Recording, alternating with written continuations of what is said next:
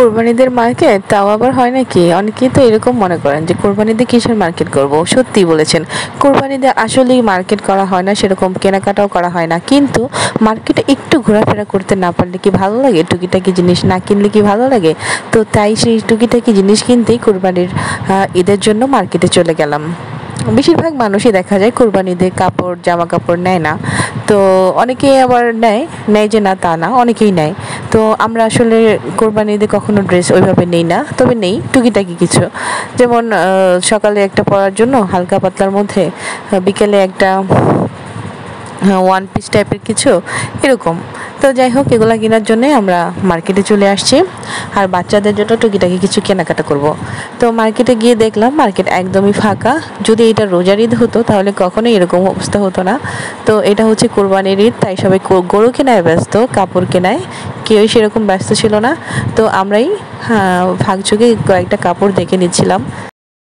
নর্মালের মধ্যে একটা three piece দেখছিলাম। এই থ্রি পিসটা চাইলেই 22,000 টাকা, আর এই 2200 টাকাই ফিক্স, তাকে 2200 টাকাই দিতে হবে যদি এটা নিতে হয়।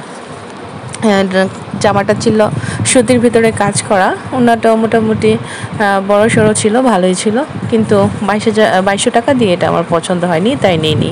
তো বাসায় চলে আসলাম টুকিটাকি মার্কেট করার পর, আর অনেক কিছুই করলাম। আমার ননদ আমাদেরকে খাওয়ালো, তো গ্রিল আর নান খেলাম, সাথে চাটা ছিল খুব ভালোই, দুধের চা। তো মজা লেগেছে চাটা খেয়ে, আর আমি তো চা পাগল, চা খেতেই হবে। তো যাই হোক, পরের দিন গরুর গোসল করা ছিল। গোসল করানোর পর তো সবাই খুব আনন্দ করছিল। গোসল করানোর সময় আমাদের বাথরুম থেকে আসলে পাইপ নিয়েছে, আমাদের বারান্দাতে দিয়েছি পাইপটা। আর দেখতে পাচ্ছেন রাস্তার মানুষগুলোও দেখছে আমাদের গরুটিকে। আমরা আসলে 2টা গরু কিনেছি, তো ওই 2টা গরুই কোরবানি দেওয়ার জন্য। তো এখানে একটা আপাতত গোসল করানো হচ্ছে, দেখেন কিভাবে কোরবানি করা হচ্ছে। তো সবাই আমরা আসলে আল্লাহর খুশির জন্য কোরবানি করব। তো আল্লাহ যেন আমাদের কোরবানি আসলে কবুল করেন। জানি না কার মনে কী থাকে, তবে আল্লাহ যেন আমাদের সবার কোরবানি কবুল করেন।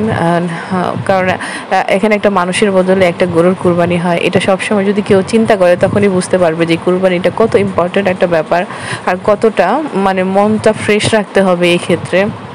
আল্লাহ পাক শেষ জামানার যে উম্মতরা আমরা আছি, তাদের জন্য আল্লাহ পাক আসলে অনেক বড় রহমত করেছেন, যে আমাদের ইসলামকে দিনকে অনেক সহজ করে দিয়েছেন।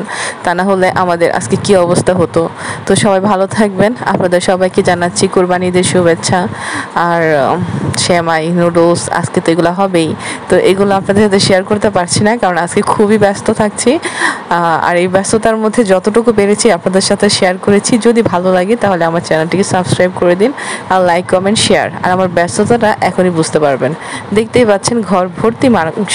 এই মাংসগুলোকে 3 ভাগে ভাগ করা হবে, নিজেদের জন্য কিছু, আত্মীয় স্বজনদের জন্য কিছু, আর হচ্ছে গরিব মিসকিনদের জন্য কিছু।